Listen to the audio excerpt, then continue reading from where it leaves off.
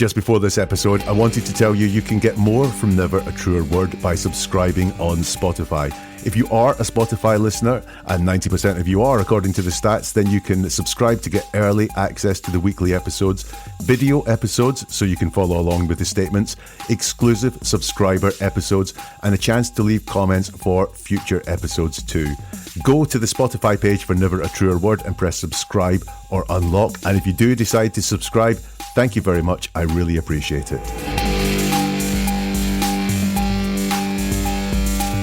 Hello and welcome to Never a Truer Word, where we look at the words that people choose to use to see if they're telling the truth, the whole truth, and nothing but the truth. And we're back with the Sebastian Rogers case for this episode. Sebastian went missing a few months ago at the time of recording. There's been no information about him. He certainly is still missing at the time of recording. It's a really, really sad story. Sebastian was 15 at the point that he went missing. We're going to look at Seth Rogers today. Seth is Sebastian's natural dad. Seth and Sebastian's mum have split up, so he was spending his time between his two parents.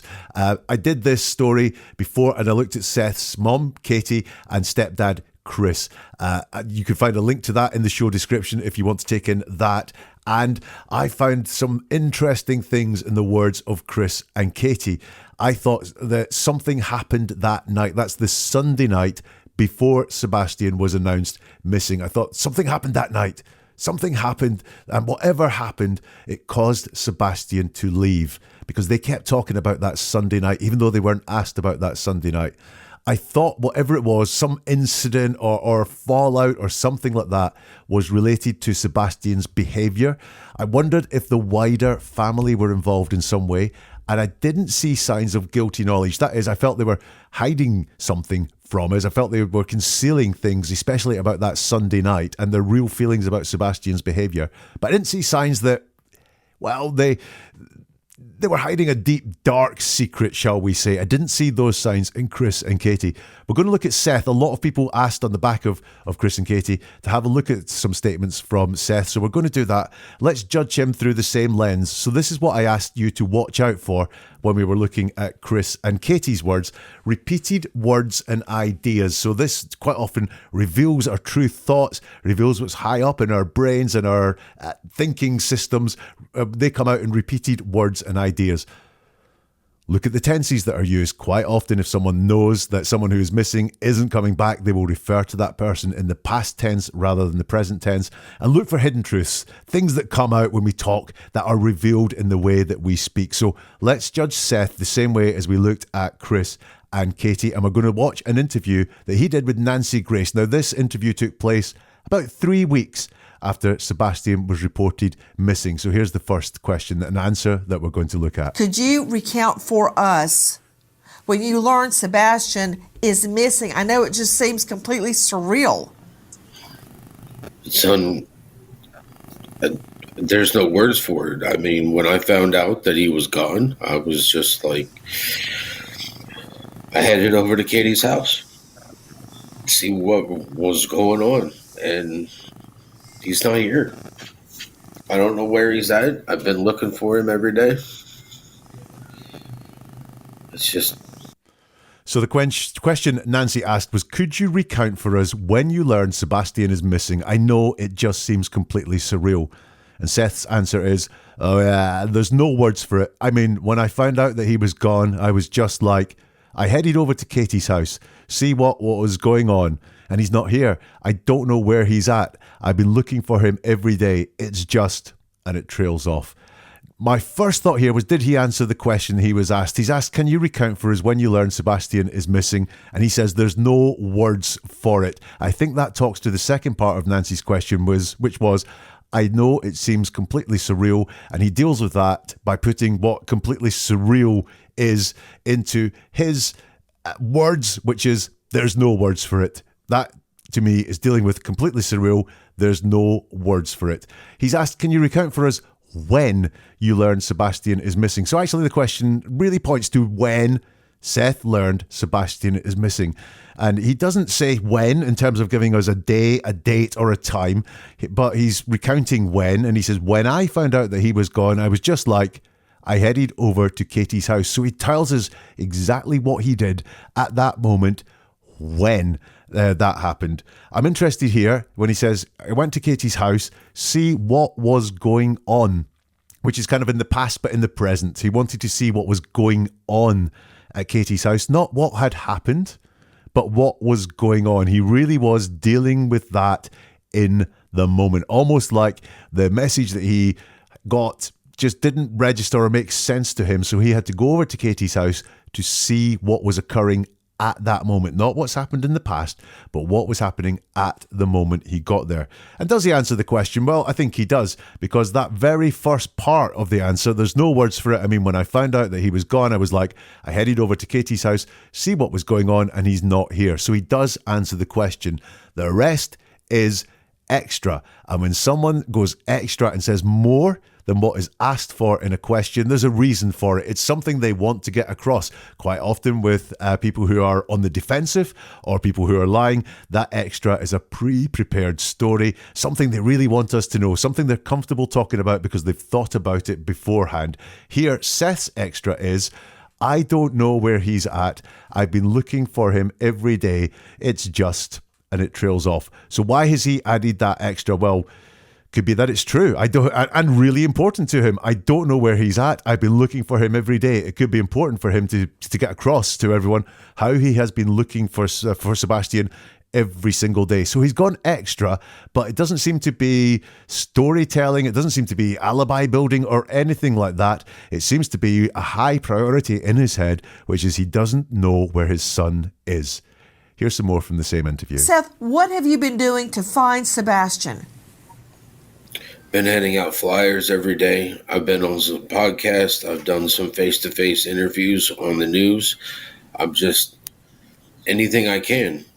I've been to the south side of Nashville. I've been to Franklin. I've been to Bellevue. I've been through Henderson. I've been through Gallatin. I've been through Clarksville. I've been through Oak Grove, Kentucky. I mean, I'm handing out flyers, finding out. I mean, I want everybody to see my son and know that he's missing, and that if you see him, call 911. I need my son back.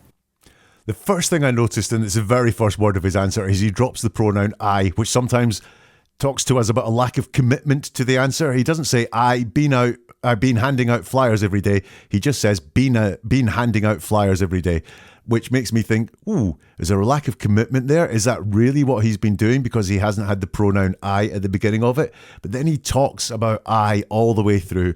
I've been on podcasts. I've done some face-to-face interviews. I'm just anything I can. I've been to places. I've been through. So he talks about I a lot there. So I think there is a lot of personal detail in that answer. The full answer was, been handing out flyers every day. I've been on some podcasts. I've done some face-to-face interviews on the news. I'm just anything I can.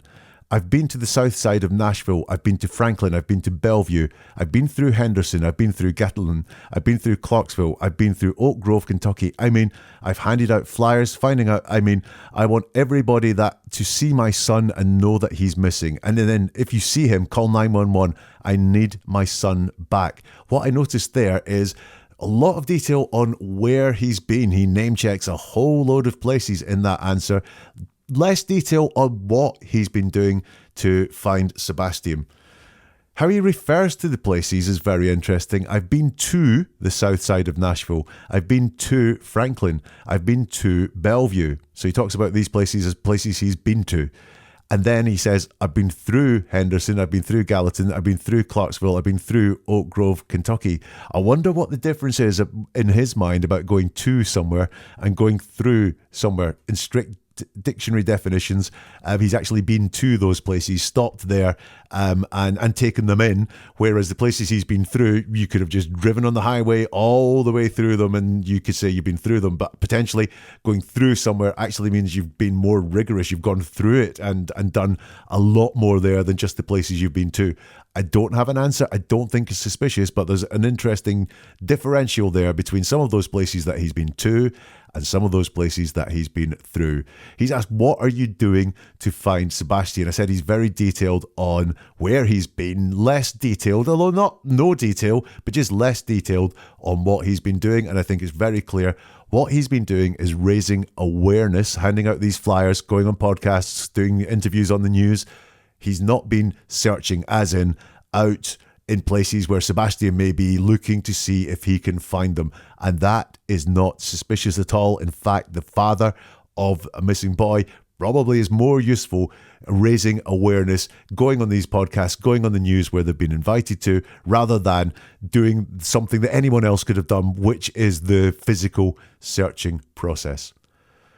He says, I've handed out flyers, finding out, and he stops that thought, and then says, I want everyone that stops that thought to see my son and know that he's missing. And I wonder what that finding out part of that is. I've handed out flyers, finding out, I want everybody that, I wonder what he's been finding out. Whatever he's been finding out, he doesn't want to tell us because he stops talking about it and starts talking about something else. And that something else is, I want people to see my son and know that he's missing. And if you see him, call 911. So he's well happy for the authorities to be involved here. He's not asking for people to come directly to him, put a note on Facebook and say, I think I've seen him or anything like that. He's asking them to call 911. No fear of the authorities there in Seth's word. And does he answer the question, what have you been doing to find Sebastian? The vast majority of that answer states what he's been doing. The activities he's been doing, the handing out flyers, being on podcasts, interviews on the news, the places he's been, Nashville, Bellevue, Franklin, Henderson, Gallatin, Clarksville, Oak Grove, Kentucky, and handing out flyers he mentions again. So he deals, a lot of that answer deals with the question that he's been asked. He's not jumped into a story that he wants to tell, but he's listened to the question and his answer matches the question, apart from one little extra bit at the end, which is, if you see him, call 911. I need my son back. So this is the second question we've looked at from Seth, or the second answer we've looked at from Seth, and he's gone extra, and his extra is the same thing. I need my son back, and if you see him, call 911. Here's the process that will get my son back. Here's some more from Seth talking to Nancy Grace. Tell me your understanding of what happened. Katie told me that when she woke up Monday morning that he wasn't in his room and she can't find him. And I heard that once I got there. When I got off of work, I had a text message from the stepfather, Chris, and a missed phone call, and I called him, and he told me that Sebastian was missing, and he didn't know what had happened. So he's asked, tell me your understanding of what happened. So tell me your understanding of what happened. And he starts with, Katie told me. So this is letting us know that his understanding, the word that he has had to take as to what has happened, isn't his personal understanding. It's what Katie told me. And later on, he says that Chris has told him that Sebastian was missing. So his knowledge, what he's saying in his words, his knowledge and his understanding of what has happened is third hand. Katie has told him something and Chris has told him something. And I think this may be significant. He doesn't have his own point of view as to what happened, or he's not expressing his own point of view as to what happened. He is passing on what other people have told him. Bit of interesting present tense. Katie woke up on Monday morning. He wasn't, past tense, in his room, and she can't find him. She can't find him. Not past tense, she couldn't find him, but she can't find him. However, the rest of that is all as we would expect for past events in past tense. Katie told me he wasn't in his room. I heard that once I got there. When I got off work, I had a text message and I called him and he told me Sebastian was missing and he didn't know what had happened. So there's one bit of, I've said pay attention to the tenses, there's one little bit of present tense in there, but the rest really reliably in the past tense. He's asked, tell me your understanding of what happened. Does he answer the question? He tells us his understanding of what happened, and he told us where this understanding comes from. And note that his story starts at the same time as he said previously, when he found out that Sebastian was missing, is the Monday morning. And he tells us once more the story for him starts at the same time. This can be quite significant quite often, and we saw it with Chris and Katie. When you're asked, tell us what happened, where someone starts the story is very interesting. So I'm paraphrasing slightly here, but Chris and Katie were asked what happened. And instead of starting the story on Monday, I woke up and Sebastian wasn't there. They started telling a story about the Sunday. Sunday was a great day. They had lots of fun. And then they came home and Sebastian went to bed. And then the next morning he was missing. And I asked, why did they start the story way, way back? Why does the story not start when they think Sebastian, in their words, when they found Sebastian was missing? Here, Seth, reliable. His story starts at the same time, and that's the communication from Chris to say that Sebastian is missing. He does answer the question, but he doesn't know what happened. He doesn't say, I don't know what happened. He does say that Chris told him he doesn't know what happened. He really doesn't know for sure, for certain, what happened in his answer there. Nancy continues with another question. So, Seth, what time did you get to the home that day? I got the message at about 7:20. I was there at about 8 o'clock.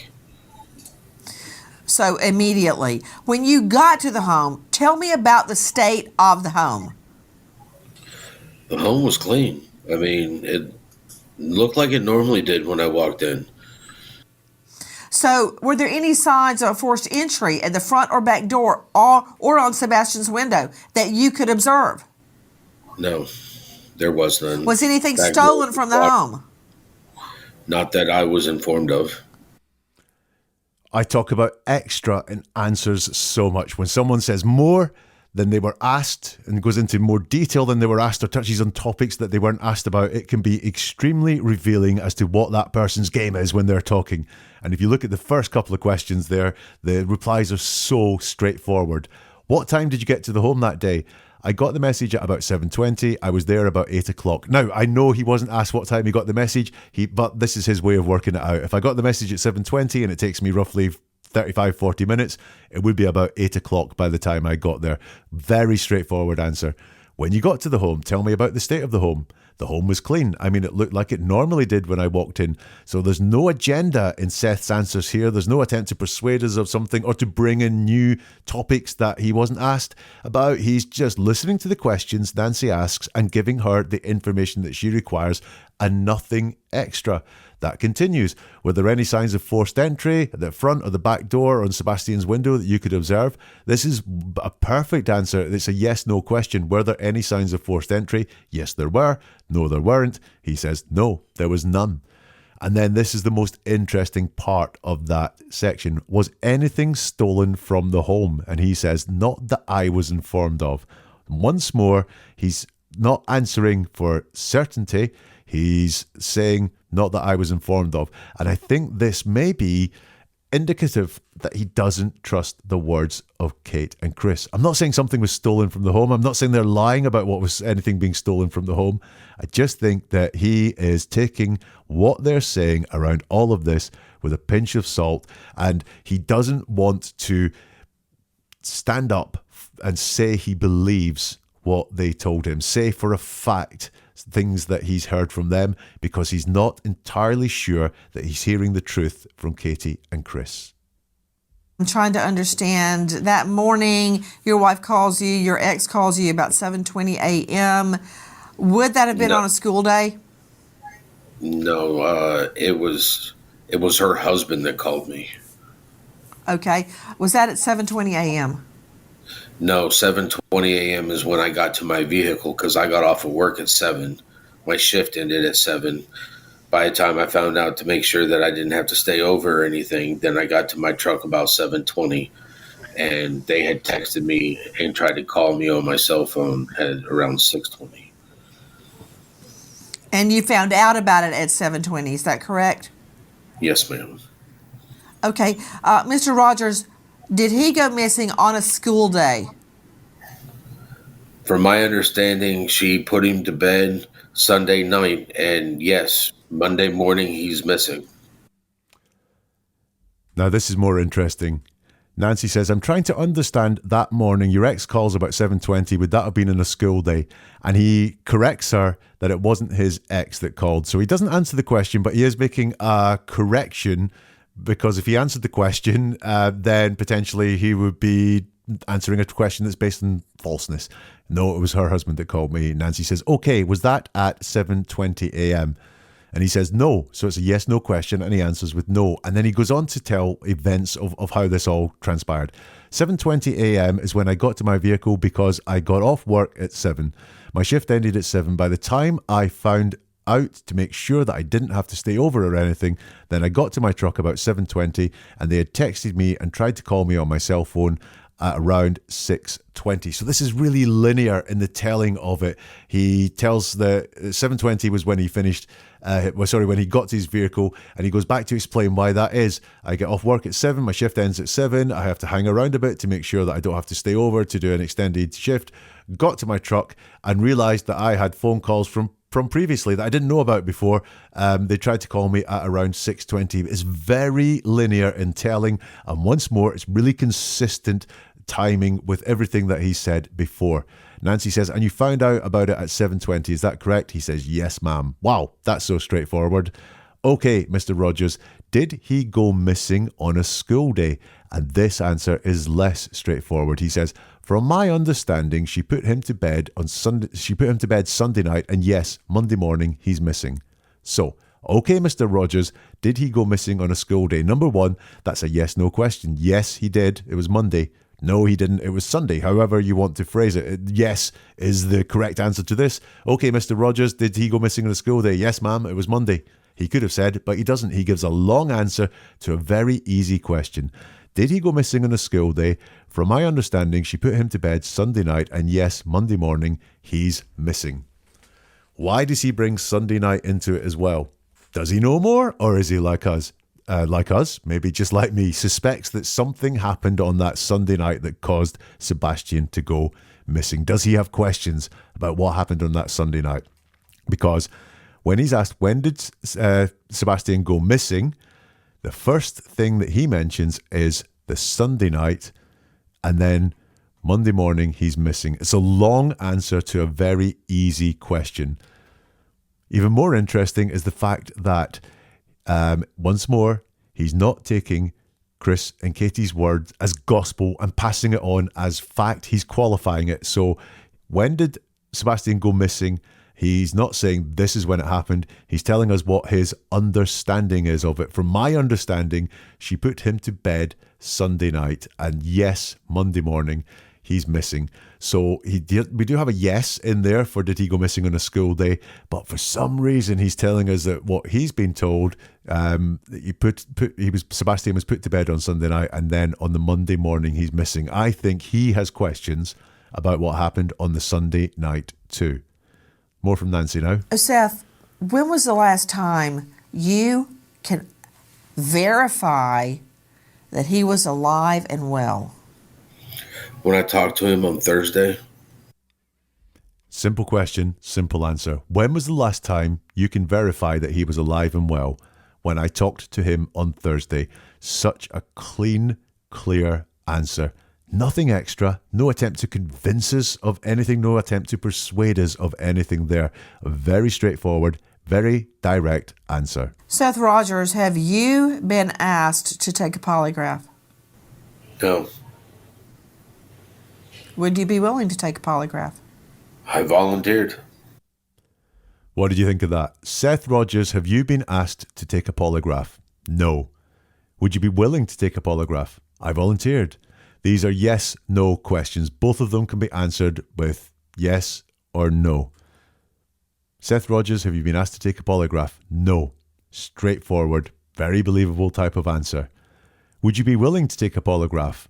He doesn't say, yes, I would, or no, I wouldn't. He says, I volunteered. So I'm interested there. Would he be willing to take a polygraph? He's volunteered to do it in his own words. But he didn't say yes straight away. He just said, I volunteered. He's a need to persuade us that not just he would be willing to take a polygraph, he was in front of this and has volunteered to take a polygraph. I don't know.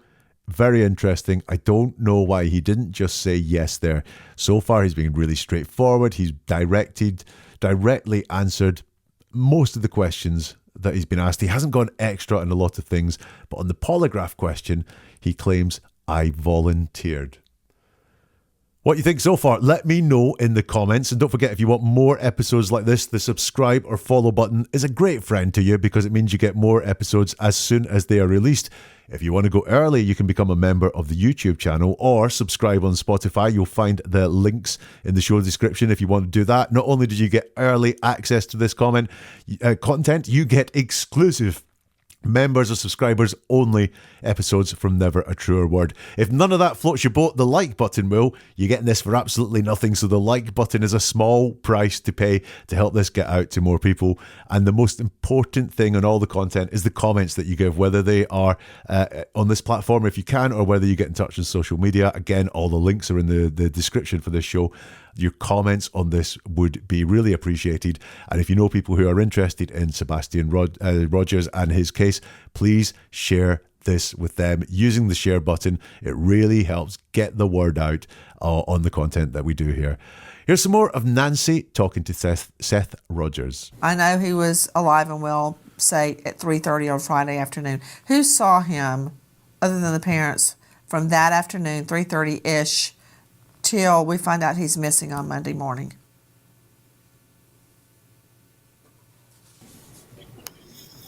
I don't know who else. Seth.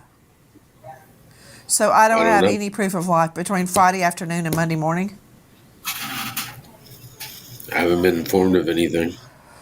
My only proof of life would be Katie, his mom. Nancy asks, I know he was alive and well, say, at 3:30 on Friday afternoon. Who saw him other than the parents from that afternoon? 3:30-ish till we find out he's missing on Monday morning. And there's a huge long pause while he thinks about his answer to this question. So he doesn't have a prepared answer. He doesn't just jump in by saying things and, that maybe don't even directly reference the question. He just pauses, thinks, what is it I'm going to say? And he says, I don't know who else. Now, truthful people have not one problem saying the phrase, I don't know. You'll find that in so many truthful people. They don't mind saying, I don't know this. And that's what Seth does here. He says, I don't know. Liars, deceivers, people that are hiding something feel a need to fill a gap. So rather than saying, I don't know, they will give you an answer that infers something or says something because they hate I don't know. It's almost like a failure of the lie, isn't it? Or a failure of the deception.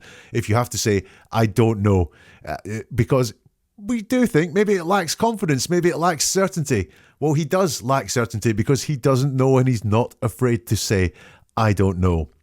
Nancy says, so I don't have any proof of between Friday afternoon and Monday morning. And he says, I haven't been informed of anything. My only proof would be from Katie, his mum. So we've got that concept again of I haven't been informed of anything. So, look, does he feel he's been kept in the dark?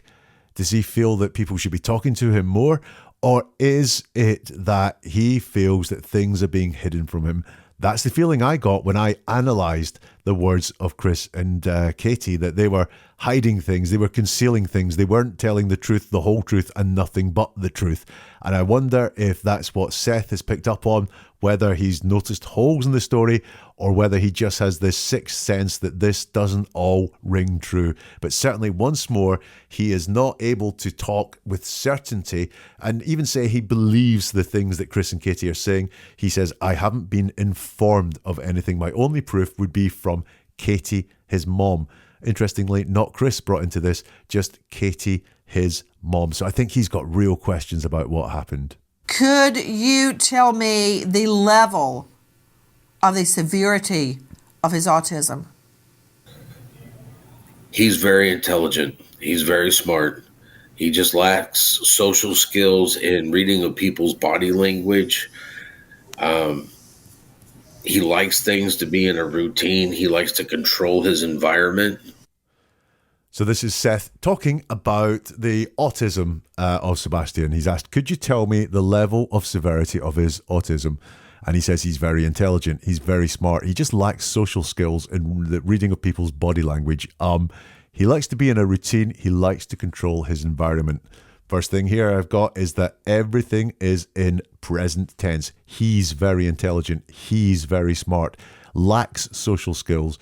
Likes things to be in a routine. Likes to control his environment. So the answer there is in the present tense. 3 weeks after Sebastian went missing, Seth is talking about him in the present tense. A very good, very reassuring sign.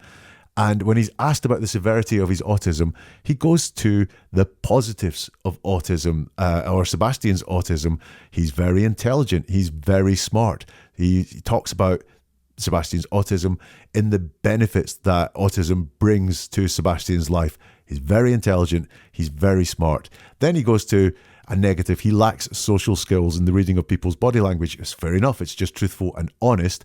And then he talks about some more of the way that the autism shows up through Sebastian. He likes things to be in a routine and he likes to control his environment. So instead of seeing these as a negative, which we could, everything's got to be a routine with him, otherwise he's not happy. And if he can't control his environment, then he gets really grumpy or upset. No, he talks about it through knowing the way that Sebastian likes to be in. That suggests he's empathetic with Sebastian.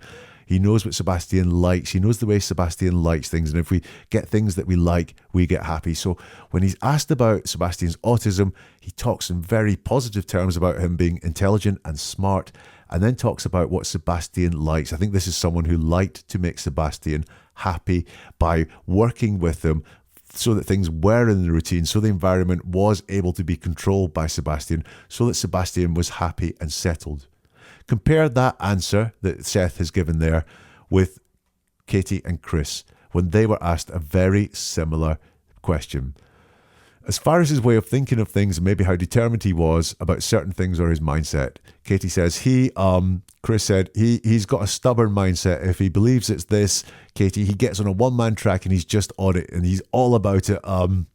Then Chris says, but I mean, he's very smart. He can play chess. He can beat adults in chess. He loves playing games. So the first thing that they went to was Sebastian's stubbornness and the fact that he can get on a one-way track of thinking and it's very hard to get him out of it. So they started with perceived negatives of Sebastian's behavior and then brought in the positives of he's very smart. But it's a very, very different way of talking about the autism. You'll notice as well between Chris and Katie, slightly different. Katie says he loves playing games. So she does talk about what makes Sebastian happy. He loves playing games.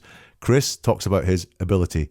He can play chess. Not he loves to play chess or he really likes playing chess or he enjoys playing chess. He can play chess. So he talks about the ability that he has. It's a very different answer from Katie and Chris talking about Sebastian's autism than the one that we got from Seth. And now Nancy has a final question. What are your final thoughts? I'm just looking for my son. I want him to come home. I need people to look at his picture. Keep your eyes up and keep your head up. If you see him, please call 911. I need my son back. Do you think he left that home alone? I have no idea what to think. It's not like him.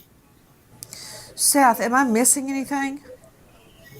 I'm missing something. This puzzle just isn't making sense. There's missing pieces to it. There's just really missing are. pieces. You keep saying that a piece of the puzzle is missing. Something is missing. It doesn't add up. What do you mean by that? Something, it doesn't add up. For him to break routine and to leave the house with no shoes, no socks on, no coat, something just doesn't make sense. Nancy says, what are your final thoughts? And that final thoughts signals to Seth, this is the last thing I'm going to ask you.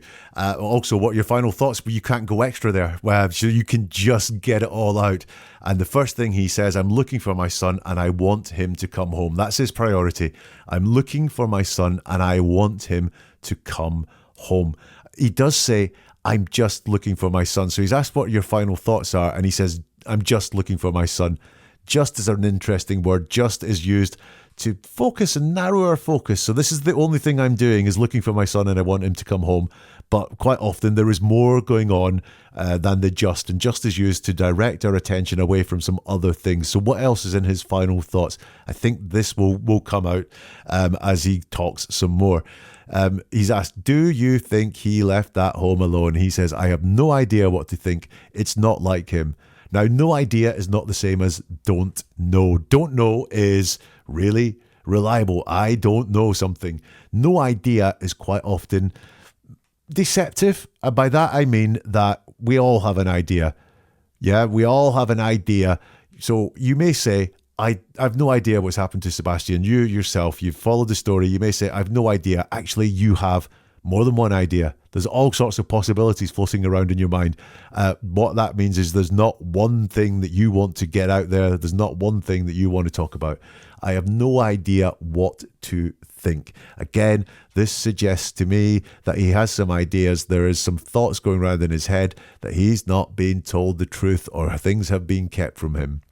He does say, in response to the question, do you think he left that home alone? It's not like him. Now, when something's not like him, that doesn't mean they've never done it before or there's no possibility of it happening. It's just not like him. Like, he's made some typos in that document. It's not like him. He's never made a typo before. It's just unusual. So I do wonder if Sebastian has shown any signs of wanting to get away from home before. Nancy asks, Seth, am I missing anything? And Seth says, I'm missing something. The puzzle just isn't making sense. There's missing pieces to it. There's just missing pieces. In that very short answer, he says the word missing 3 times. Now, the word missing was introduced by Nancy in the question, so I'm not saying there's anything suspicious about this. Also, he is the father of a missing boy at the time he's talking. The boy has been missing for 3 weeks, so the missing things is going to be really high up in his priority. But he's not just missing something, the puzzle just isn't making sense. And I think again that he knows something is going on or feels that he hasn't been told anything. And if he was, the puzzle would make sense. Nancy pushes him on this. You keep saying that a piece of the puzzle is missing. Something is missing. It doesn't add up. What do you mean by that? His reply is something, it doesn't add up. For him to break routine and to leave the house with no shoes, no socks on, no coat, something just doesn't make sense.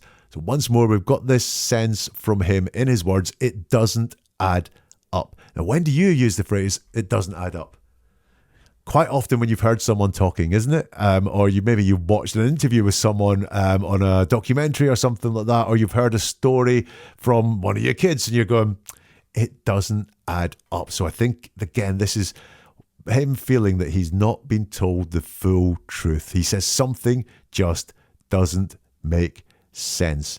Once more, it's not a complete mystery. It's the fact that there is something, and he keeps talking about it doesn't add up and something doesn't make sense. I think he's got a real feeling that he's not being informed of everything, that there's something missing from what he has been told. So that is Seth's words at the beginning. I said, watch for repeated words and ideas. So did you spot any? The ones I spotted were, my son is missing, I need my son back, and also about calling 911. I saw that a few times in the interview. Those were the words and ideas that I spotted missing, as well as being informed of things and not wanting to pass those on as factually true, but wanting to say, this is what I've been told, so it's a qualified truth. In tenses, apart from one or two little tense things that were interesting, reliably in the present tense, when talking about Sebastian, especially when talking about his autism, it was all about who Sebastian is. Nothing was about who Sebastian was. And hidden truths, again, I think for me, it was the fact that he just talks about what he's been informed of and where his understanding of events comes from, which is Chris and Katie's words. I think that is something that is very highly prevalent for him. So in conclusion, Seth, his answers to the questions are simple. Very little extra, and what is extra is not storytelling or alibi building or direction shifting in a way that we wouldn't want it to go. Consistent, his telling of the story is consistent with no contradictions in them or anything that I can see like that, and it's very direct. He's asked a question and he answers the question. He listens to what he's been asked and provides the information that he's been asked to provide. All that indicates he's telling the truth and he is not hiding things, especially events. Apart from the lie detector question. Got a question mark over that for some reason.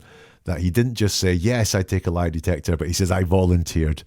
And volunteered in the past tense, not I'm volunteering, or I would volunteer in the future.